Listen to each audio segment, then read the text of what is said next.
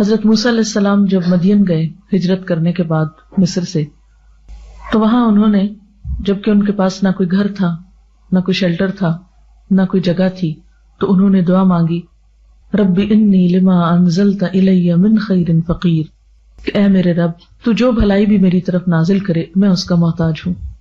تو یہ دعا ہر وہ شخص پڑھ سکتا ہے جو رشتے کے لیے پریشان ہو، یا والدین بھی پڑھ سکتے ہیں اپنی اولاد کے لیے۔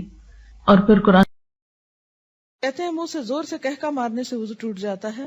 یہاں صبح سے آپ وضو کر کے آتے ہیں اور آپ کو ہنسایا جاتا ہے اور بات بات پہ آپ کہکے لگاتے ہیں، تو اس سے وضو ٹوٹ تو نہیں جاتا؟ نہیں، نماز کی حالت میں اگر کہکا لگایا جائے تو نماز ٹوٹ جاتی ہے، وضو نہیں ٹوٹتا۔ کیا انڈر لیگز بال ویکس کر سکتے ہیں؟ آپ کی مرضی ہے، منع نہیں ہے۔ وضو کرتے وقت اگر بسم اللہ پڑھنا بھول جائیں تو کیا وضو دہرائے نہیں، ہو جاتا ہے وضو۔ مغرب کے بعد ناخن نہیں کاٹنے چاہیے، ایسی کوئی بات نہیں۔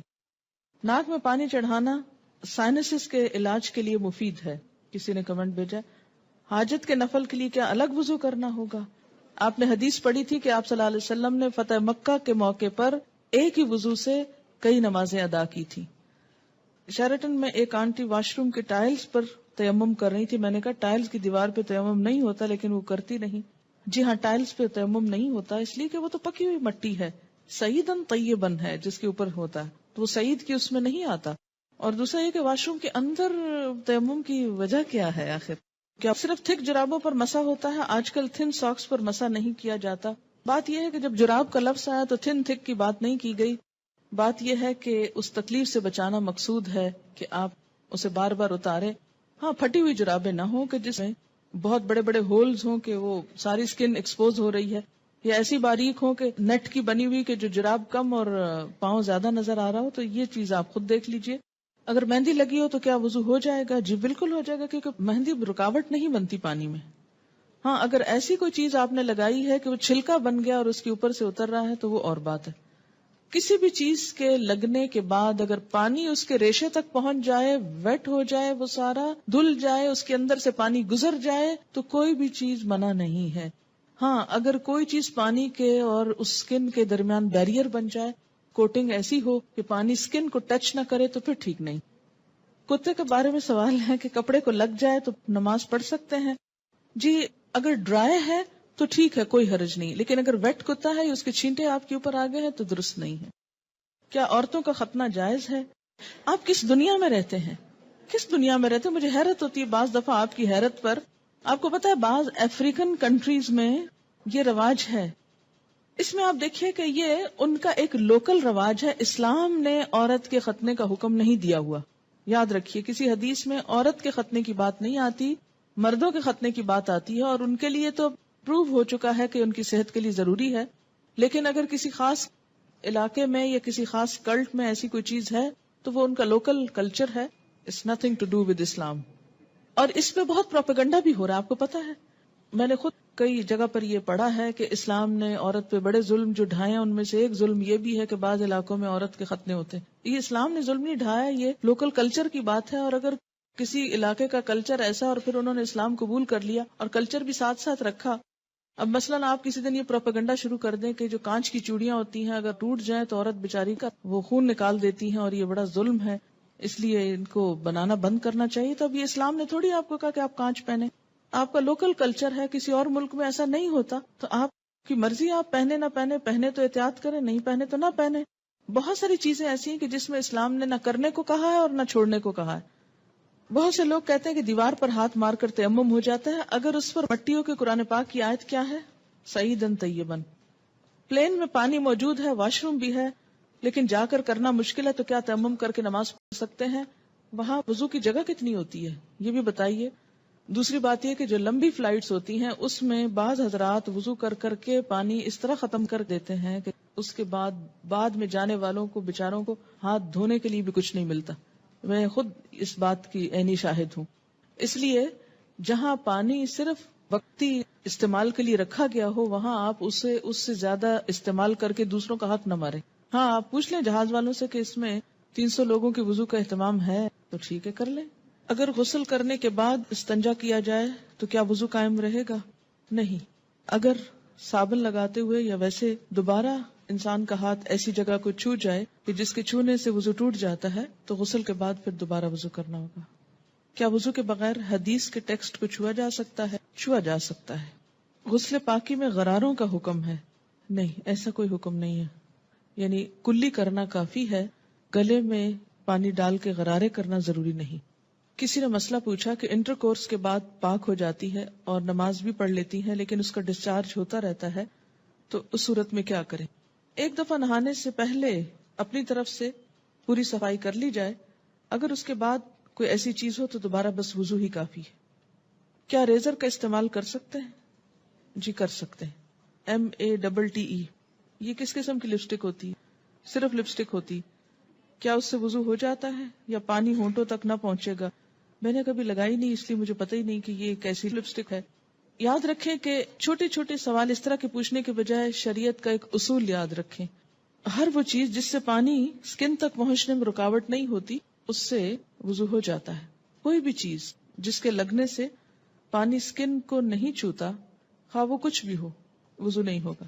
وضو کرنے کے بعد اگر ٹی وی دیکھیں تو کیا وضو ٹوٹ جاتا ہے؟ اس میں بھی کیا اصول کار فرمائے؟ یہ میں نے سوال، مجھے معلوم تھا کہ یہ کوئی ایسا نہیں، لیکن میں نے جان بوجھ کے پڑھا ہے. کیوں جان بوجھ کے پڑھا ہے؟ اس سے آپ کو سکھانا. کہتے ہیں نا کہ ضروری نہیں کہ ایک بہت اچھے سوال سے انسان سیکھے، بعض اوقات ایک ایسے مذاقہ خیز سوال سے بھی کچھ سیکھ سکتے ہیں آپ. کیوں؟ اس لیے کہ جب تک شریعت کے جو احکامات ہیں ہمارے لیے ان کی علت نہیں معلوم ہوگی، وجہ نہیں معلوم ہوگی، اس وقت تک ہم سمجھ نہیں پائیں گے. پہلی بات تو یہ کہ وضو ٹوٹنے کے اسباب یا علت کیا ہے، کیا وجہ ہے کہ شریعت نے دوبارہ وضو کرنے کے لیے کہا ہے؟ کہ جسم کے اندر سے ناپاک ڈسچارج جب نکلتا ہے.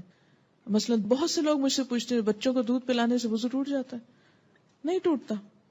اس طرح تو ماں کو ایک عذاب میں ڈال دیا جائے کہ بچے بعض اوقات ایسے ہوتے بہت تنگ کرتے ہیں، ان کو ایک عادت ہو جاتی، جو بچے بڑے ہوتے ہیں ان کو عادت ہو جاتی کہ ہر تھوڑی دیر میں آ کے ماں کو تنگ کرتے ہیں کہ دودھ دو. بعض اوقات ماں کو مارنا شروع کر دیتے ہیں، پریشان کرتے ہیں.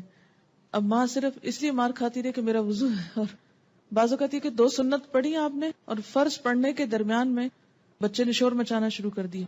بجائے اس کے کہ آپ فرض پڑھیں، آپ پہلے کیا کریں، اسے دودھ پلا لیں. اور آپ اس لیے نہ پلائیں کہ وہ میرا وضو نہیں رہے گا تو بچہ شور مچا مچا کے سب کو جگا ڈالے. اور پھر یہ کہ آپ نماز میں بھی کوئی توجہ نہ ہو کہ وہ چیختا ہے چلاتا رہے، میں پہلے نماز پوری کر لوں پھر دودھ پلاؤں گی. تو اسلام نے ایسے احکام نہیں دیے. اس میں کیا حکم ہے کہ آپ دودھ پلا سکتی. اسی طرح بعض اوقات زکام ہو جاتا ہے آپ کو، تو زکام سے وضو نہیں ٹوٹتا آپ کا، اگرچہ وہ ناک سے کوئی ناپاک ڈسچارج بھی نہیں، لیکن اس کو صاف بھی نہیں کہہ سکتے، طیب میں نہیں آتا، ہاں اس سے بھی وضو نہیں ٹوٹتا. اسی طرح آنسو ہے، آنسو سے بھی وضو نہیں ٹوٹتا. کہ ایک شخص کو گھنٹہ رو لیا ہے اور اس کے بہت آنسو بہ لیے تو اس سے بھی اگر زیادہ بہا سکتا تو بہا لے اپنا دل ٹھنڈا کرنے کو، وضو نہیں ٹوٹے گا. ٹھیک ہے. تو عربی میں ایک اصطلاح استعمال ہوتی ہے، اگر وہ یاد رہے آپ کو تو بہت آسانی ہو جائے گی، کہ سبیلین سے جو کچھ نکلتا ہے اس سے وضو ٹوٹتا ہے. سبیلین 2 راستوں کو کہتے ہیں، یعنی ناپاک ڈسچارج کے 2 راستے جو ہیں، سبیل کہتے ہیں نا راستے کو، تو سبیلین دونوں راستوں سے. اور اس سے مراد یعنی یہ ایک ٹرم استعمال کی جاتی ہے بجائے ان دونوں جگہوں کے نام لینے کے. گفتگو میں جو الفاظ انسان استعمال کرتا ہے اس سے انسان کی شخصیت کی عکاسی ہوتی ہے کہ اس کا مزاج کیسا ہے. جن کا مزاج گندا ہو وہ گندی باتیں کرنے اور گندے الفاظ بولنے کو انجوائے کرتے ہیں، لیکن ایمان، گندگی اور ناپاکی اور یہ تمام چیزیں جو ہیں یہ ایک دوسرے کی ضد ہیں.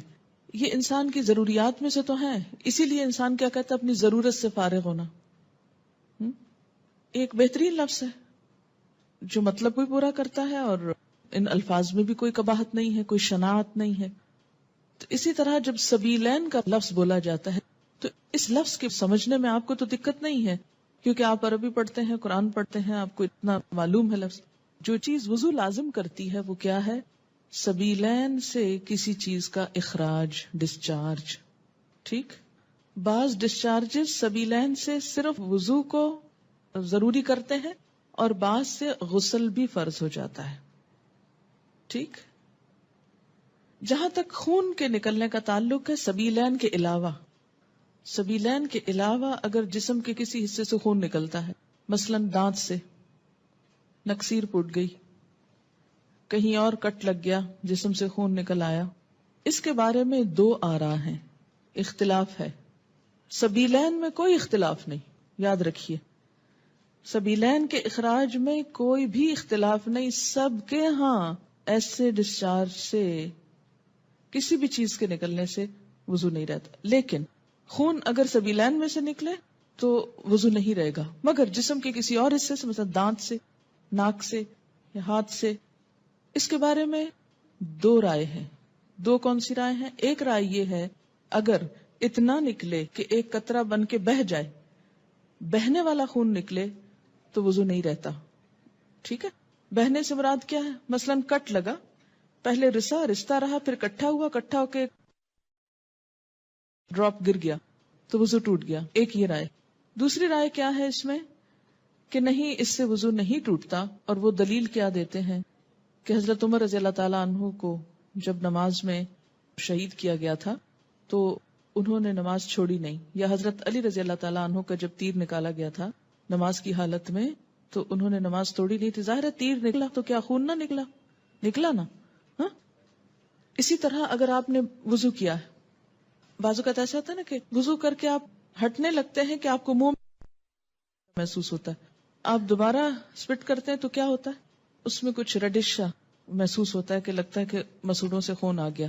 اب اس میں وضو کی ایسی ضرورت نہیں ہے. اسی طرح بعض اوقات نماز پڑھتے پڑھتے کسی کی نکسیر چھوٹ جاتی ہوتا ہے نا، بعض لوگوں کو تکلیف ہوتی ہے. نکسیر کا معنی پتا ہے آپ کو؟ جو بلڈ ناک سے آتا ہے، بیماری ہوتی ہے. یا اسی طرح آپ بیٹھے کوئی کام کر رہے تھے، سوئی سے سوئی ایک دم لگ گئی جسم کے کسی حصے میں تو تھوڑا بہت خون رس گیا. یا بعض اوقات ایسا ہوتا ہے کہ کوئی پھوڑے وغیرہ نکل آتے ہیں، ہے نا. اچھا، ان پھوڑوں سے کچھ نہ کچھ تھوڑا تھوڑا رشتہ رہتا ہے، پس نکل آتی ہے کچھ یا کسی کو کوئی اور چوٹ لگ چکی ہوتی ہے. تو نماز پڑھتے میں کیا ہوتا ہے، اوپر کھڑے ہوئے نیچے بیٹھے زمین پہ، اس سے وہ پریشر آیا کسی جگہ پر تو خون اور نکل آیا. اس سے یہ نہیں کہ وضو بھی ٹوٹ گیا اور نماز بھی ٹوٹ گئی، نہیں، نماز کنٹینیو کریں.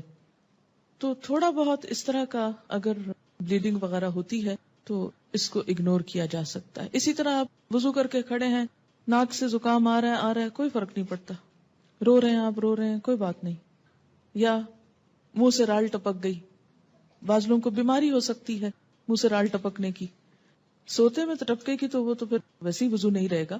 لیکن بعض اوقات ایسا ہوتا ہے نا کہ بعض لوگ جیسے کمزور ذہن کے ہوتے ہیں یا مریض ہوتے ہیں، یا اسی طرح تھوک دیا آپ نے، تھوک ہے یا تھوک میں بلغم وغیرہ ہے تو اس سے وضو نہیں ٹوٹتا. سمجھ گئے یہ بات؟